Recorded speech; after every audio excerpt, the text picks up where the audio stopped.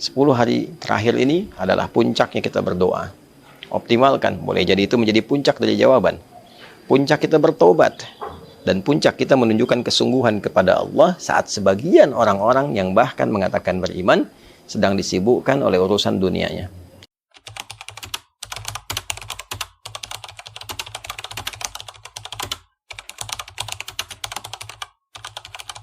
Assalamualaikum warahmatullahi wabarakatuh.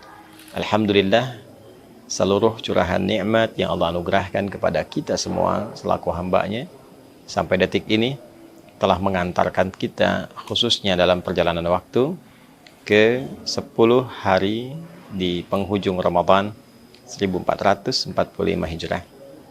Nikmat yang istimewa, keberkahan yang begitu agung, tak terasa telah kita lewati setidaknya kurang lebih 20 hari berjalan selama Ramadan.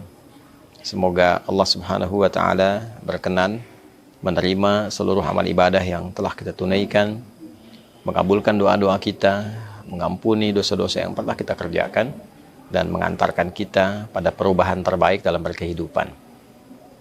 Teman-teman, di 10 hari terakhir Ramadan adalah puncak dari segala perjalanan ibadah kita di bulan mulia ini.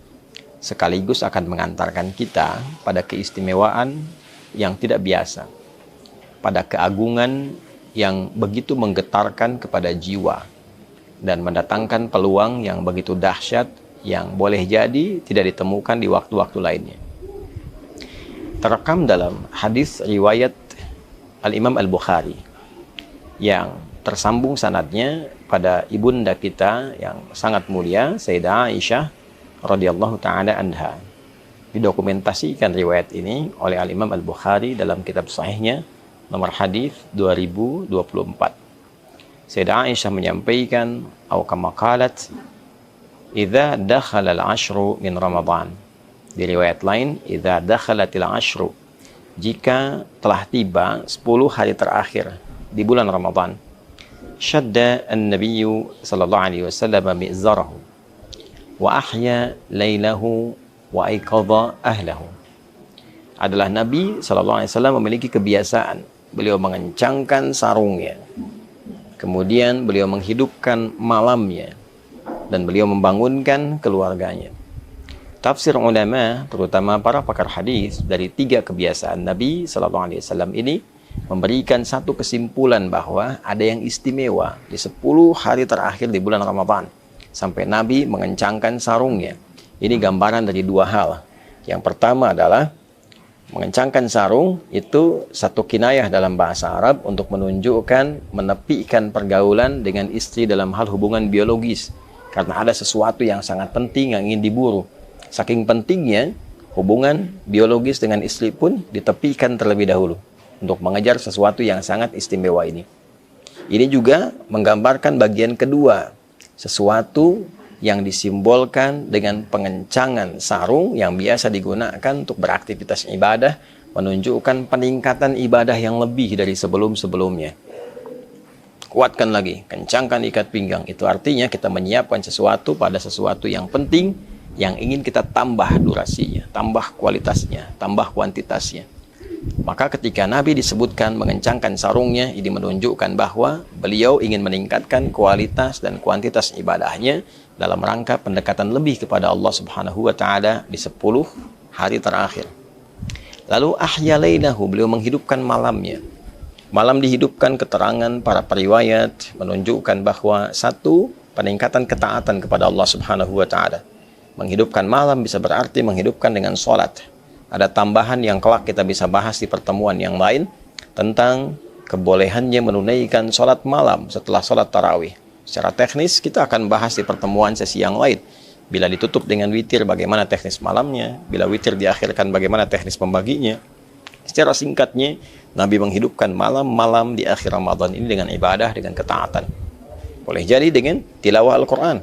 Karena hadis-hadis mengungkap satu rahasia bahwa Nabi SAW setiap malam Ramadan didatangi oleh malaikat Jibril, dibimbing untuk tadarus, bisa membaca, bisa mengkaji, bisa juga dibimbing untuk pemahaman makna. Ini menunjukkan malamnya hidup. Wa aiqadha ahlahu, dan beliau membangunkan keluarganya. Beliau menginginkan tidak hanya sebagai pribadinya yang saleh, tapi juga memberikan keteladanan pada umatnya, keluarganya dibangunkan, dihidupkan, dan diarahkan untuk meningkatkan giat rutinitas di malam-malam Ramadan. Para pakar merinci yang dimaksud membangunkan keluarga ini adalah mengarahkan mereka untuk meningkatkan sholat di malam-malam Ramadan. Pertanyaannya teman-teman, apa yang menjadikan kegiatan ini begitu kuat dilakukan? Motivasi apa yang menjadikan Nabi SAW memberikan contoh langsung kepada kita dengan mempraktikkan hidupnya malam-malam 10 terakhir Ramadan, hidupnya hari-hari 10 terakhir Ramadan? Tiada lain, para ulama menyimpulkan bahwa terdapat keistimewaan yang kiranya belum tentu didapatkan di 10 hari pertama, 10 hari kedua di bulan suci Ramadan itu. Apa yang bisa diraih di 10 hari terakhir ini? Beberapa ulama merinci keterangan yang disambungkan pada riwayat-riwayat yang sahih dari Nabi SAW adalah yang pertama, peluang yang sangat besar untuk mendapatkan malam Al-Qadar. Malam Al-Qadar tentu kuasa Allah untuk menurunkannya. Bisa di awal Ramadan, pertengahan Ramadan, atau bahkan akhir Ramadan.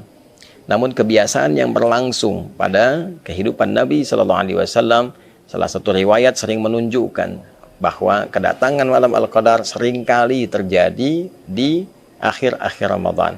Tepatnya di antara 10 malam-malam akhir Ramadan.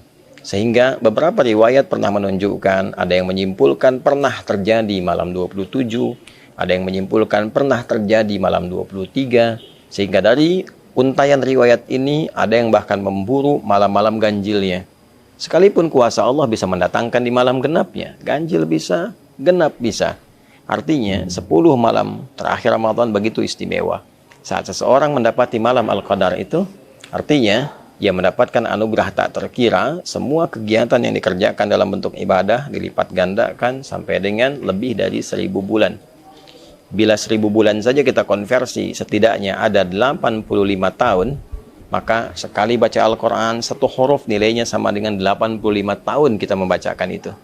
Nun, baru nun saja, dapat pahala baca nun selama lebih dari 85 tahun.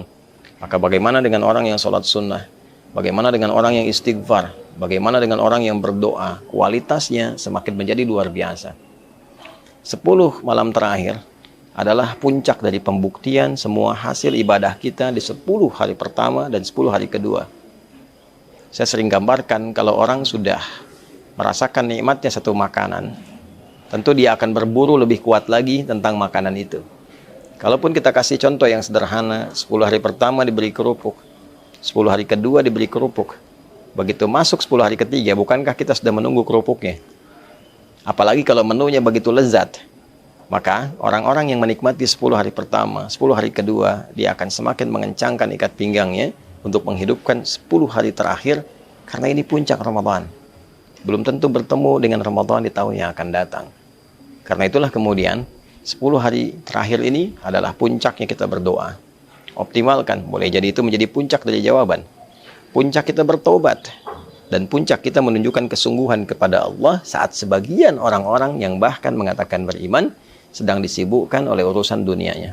Betapa sebagian sudah berpikir tentang mudik. Tidak salah, sah-sah saja.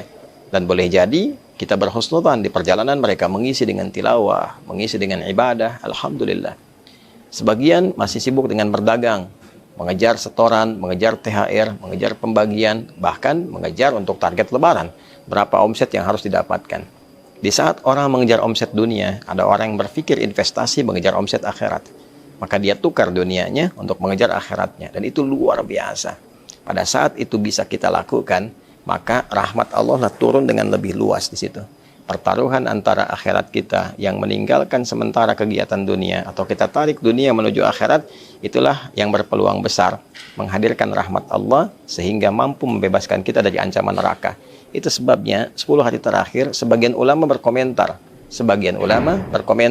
bahwa ini potensi besar untuk membebaskan kita dari jeratan neraka. Itqum minan nar. Bila 10 hari pertama rahmat begitu banyak, 10 hari kedua maghfirah, peluang ampunan, kesungguhan ditunjukkan, maka 10 hari ketiga adalah fokus peningkatan, pendekatan kepada Allah sehingga kita bisa mampu meningkatkan diri dengan berpeluang besar mendapatkan rahmat Allah yang membebaskan kita dari ancaman dan jeratan neraka. Saudara, Allah memberikan kesempatan pada kita berulang tahun, berulang waktu datangnya Ramadan. Mungkin yang sebelumnya belum optimal, sebelumnya lagi belum bisa maksimal. Jika Allah sudah berikan berulang selama hidup sampai detik ini belum mampu kita manfaatkan, berapa Ramadan lagi yang kita butuhkan untuk bisa mengoptimalkan diri kita mendekat kepada Allah Subhanahu wa taala.